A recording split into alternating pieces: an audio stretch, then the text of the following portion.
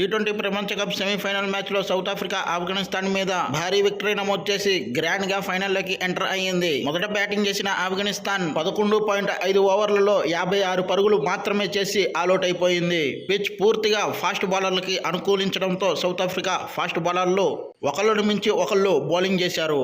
ముఖ్యంగా south Africa young fast bowler Marco Jansen తను వేసిన ఫస్ట్ ఓవర్లోనే ఇన్నింగ్స్ మొదటి ఓవర్లోనే డేంజరస్ బ్యాట్స్మెన్ రహ్మనుల్లా గుర్బాజ్ని అవుట్ చేశాడు. ఆ తర్వాత మూడో ఓవర్ వేసిన జాన్సన్ గుల్బుద్దీన్ నైబ్ను అవుట్ చేశాడు.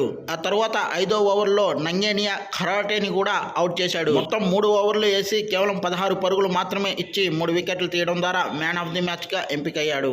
రబాడా 3 ఓవర్లలో 14 పరుగులు మాత్రమే ఇచ్చి 2 వికెట్లు పడగొట్టాడు. మరో ఫాస్ట్ బౌలర్ నోకియా 3 ఓవర్లో 7 పరుగులు మాత్రమే ఇచ్చి 2 వికెట్లు పడగొట్టాడు. అయితే సెమీఫైనల్కి ఎంపిక చేసిన పిచ్ మీద తాజాగా భారీ విమర్శలు అయితే వస్తున్నాయి.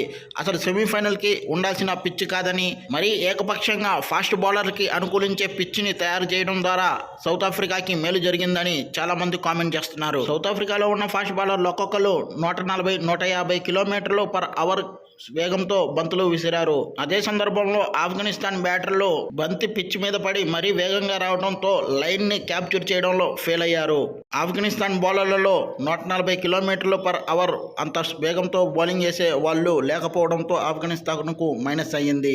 ఇప్పటి వరకు సౌత్ ఆఫ్రికా సెమీఫైనల్ వరకు వచ్చింది కానీ ఫైనల్లోకి ఎంటర్ అయింది లేదు. సౌత్ ఆఫ్రికా టీ20 వరల్డ్ కప్ ఫైనల్లోకి ఎంటర్ అయి సరికొత్త చరిత్రను లిఖించింది. ఆఫ్ఘనిస్తాన్ సెమీఫైనల్లో ఓడినా కానీ వాళ్ళు ఇంతవరకు వచ్చామన్న ఆత్మవిశ్వాసం, ఆనందం వాళ్ళలో అయితే ఉంది.